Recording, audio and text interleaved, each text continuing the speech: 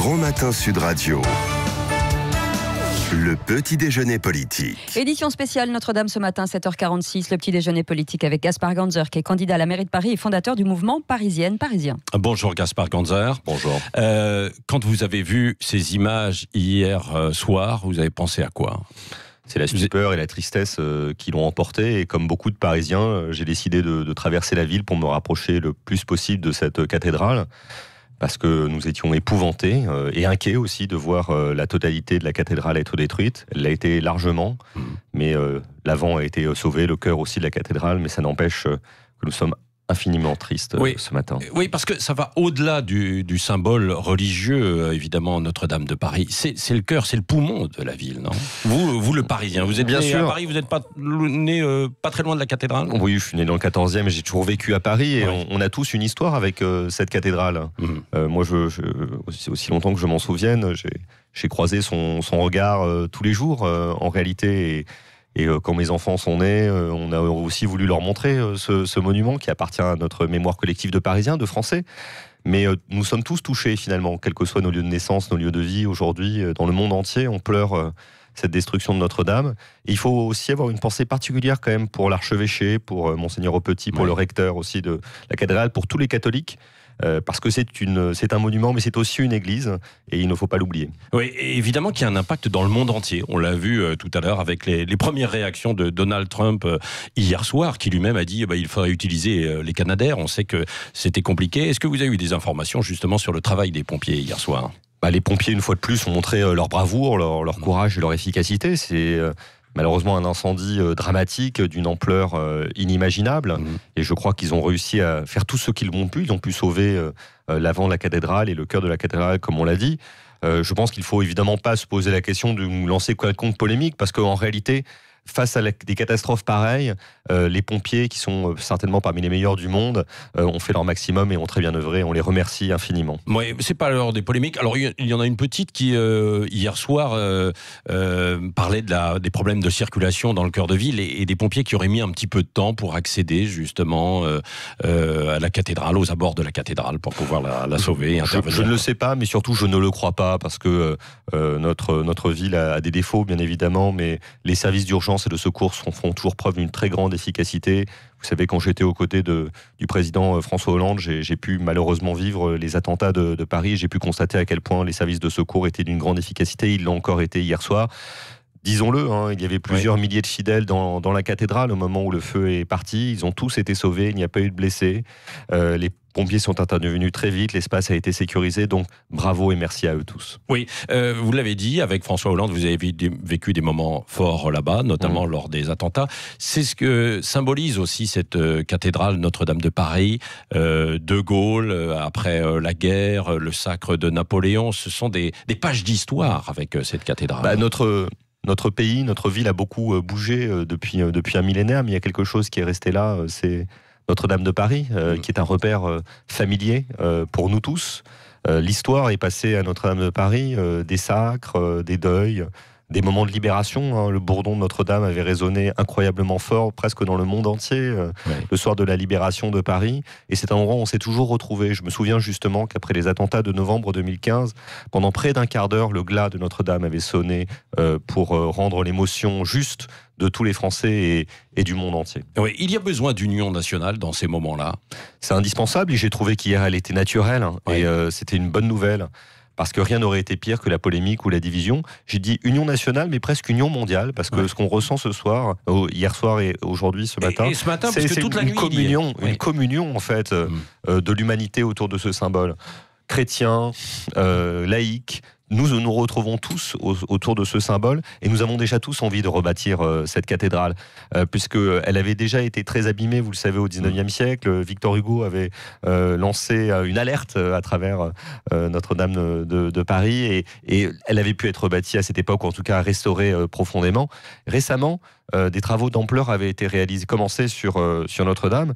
Malheureusement, ils étaient longs puisqu'on disposait de peu de moyens pour les réaliser. Mais voilà, c'est certainement aussi un signe du destin. Nous allons nous relever, nous allons devenir tous des bâtisseurs de cathédrales à notre siècle. C'est exceptionnel et il faut que nous soyons fiers et nous rendrons la fierté à tous les Parisiens et tous les Français, tous les amoureux de Notre-Dame. Gaspard Ganzer, ce qui est quand même assez terrible, c'est qu'il faut des drames à chaque fois pour qu'il y ait cette union. Et puis, que l'on se retrousse les manches. Là, c'est la même chose sur le financement. Il avait fallu lancer une fondation, faire appel aux Américains pour entretenir et rénover notre patrimoine. On ne fait pas suffisamment attention justement à notre patrimoine. Ce qui est certain, c'est que ce drame nous rappelle à tous que notre patrimoine, c'est notre cœur, c'est notre sang.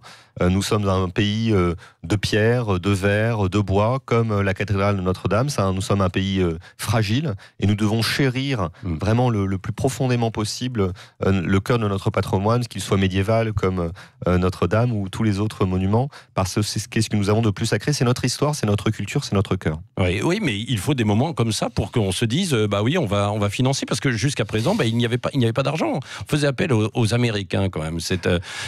François Pinault a débloqué 100 millions cette nuit, c'est ce qu'il a annoncé. C'est dommage d'attendre ce moment-là, quoi. Oui, mais rien ne sert de pleurer sur les renversés. Ce qui compte, c'est ce que nous allons faire maintenant, tous ensemble, pour rebâtir cette cathédrale, l'État, la ville de Paris, la région et tous les citoyens du monde qui veulent y participer. Et puis ça doit nous rappeler que dès aujourd'hui et pour toujours, je l'espère, nous devons chérir notre patrimoine. Oui, sans évidemment faire de politique, mais vous êtes fondateur du mouvement parisien.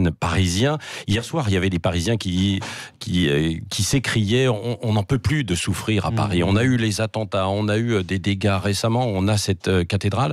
Vous le ressentez, ça, justement, ce malaise, entre guillemets? Notre ville est une grande ville qui a été attaquée à de maintes reprises dans son histoire, qui a vécu des drames, des accidents, des catastrophes. Mais à chaque fois, elle s'est relevée. Vous savez, sa devise, c'est elle vogue, mais ne coule jamais, fluctue avec vergiture. Et je crois que c'est vrai.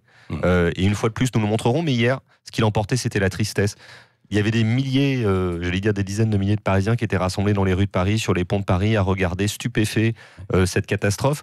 J'étais l'un d'eux et nous voulions tous ensemble déjà nous mettre au travail pour pouvoir reconstruire cette cathédrale. Oui, Emmanuel Macron a eu raison de reporter son allocution. Je dois dire qu'il a été d'une très grande dignité, d'une très grande grandeur hier.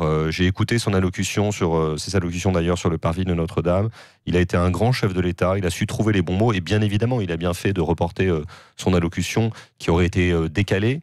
Et je trouve ça vraiment bien qu'il se soit comporté de la sorte. Et nous sommes tous à ses côtés, ainsi qu'au gouvernement et aussi aux côtés de la maire de Paris, parce que dans ce genre de moment, il faut savoir s'unir pour reconstruire ensemble. L'union nationale peut durer combien de temps? Parce que souvent, elle se dissipe au bout de quelques jours, quoi, hein. Gaspard Ganzer, vous espérez qu'elle tienne un petit peu plus longtemps? J'espère qu'elle durera le plus longtemps possible, parce que c'est dans les moments les plus difficiles de notre vie qu'on sait se rassembler. Après, je ne suis pas dupe, je sais que les polémiques reprendront, mais pendant quelques jours, je pense que tout le monde sera faire preuve de réserve et c'est bien. Et des polémiques notamment sur la sécurité et l'origine de cet incendie. On ne connaît pas encore acte accidentel ou de malveillance, quoi, bien sûr.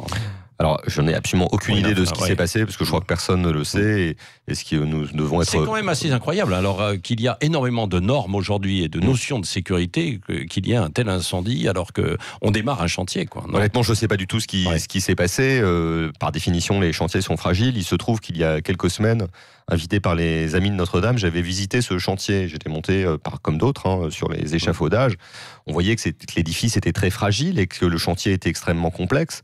Quelle est la cause? Est-ce que c'est lié à ce chantier? Est-ce que c'est un accident qui n'a rien à voir? Est-ce un acte délictueux? J'espère que ce n'est pas le cas. Et je ne le crois pas d'ailleurs, parce que c'est pas ce que nous donnent les premières indications. C'est l'enquête qui doit nous permettre de le savoir. Donc ne faisons pas de commentaires avant d'en savoir plus, parce que souvent il y a, on va dire, des polémiques inutiles en la matière. Oui, Gaspard Ganzer, un dernier mot sur justement le report de l'allocution d'Emmanuel Macron.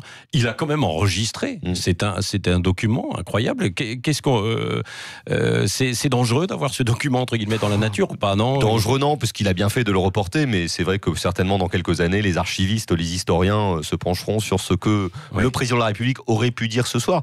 Mais ça sera de l'histoire, parce que c'est déjà plus de l'actualité est tout autre ce matin quand on se réveille. Et vous, en tant qu'ancien conseiller présidentiel, vous lui auriez dit et là, le conseiller, peut-être cette semaine, de revoir totalement son discours, de l'adapter en fait de nouveau. Déjà, visiblement, hier, il a été bien conseillé, puisqu'il a décidé de reporter cette allocution. Je pense qu'il aura à cœur de s'exprimer néanmoins au cours des prochains jours, puisque sa parole est quand même attendue sur ce sujet comme sur d'autres. Oui. Le mot de la fin, Gaspard Ganzer, avec Cécile Le Ménibus. Dans ces drames, il y a toujours des dommages collatéraux. L'une des responsables de l'UNEF du nord de la France, le syndicat étudiant, a tweeté des propos scandaleux à l'encontre de la tragédie qui a frappé Notre-Dame. Les propos ont été largement commentés et dénoncés sur les réseaux sociaux. Est-ce que la responsabilité de l'UNEF est engagée ? Je ne connaissais pas cette personne. Ce qui est certain, c'est qu'elle aurait mieux fait de se taire. Je veux croire que c'est un comportement évidemment individuel, puisque hier soir, comme aujourd'hui... C'est pas la première fois. Peut-être. Alors, dans ce cas-là, c'est d'autant plus grave, parce que je crois qu'on doit tous faire preuve de solidarité, de mesure et de communion ce matin. Merci beaucoup. Gaspard Ganzer, donc fondateur du mouvement Parisien et candidat à la mairie de Paris, était l'invité ce matin de Sud Radio. L'édition spéciale continue dans quelques minutes. Et dans une vingtaine de minutes, c'est Dany Moreau qui pirate l'info. Vous pouvez continuer bien sûr de commenter sur les réseaux sociaux et de nous appeler 0826 300 300, édition spéciale. C'est le Grand Matin Sud Radio, il est 7h57.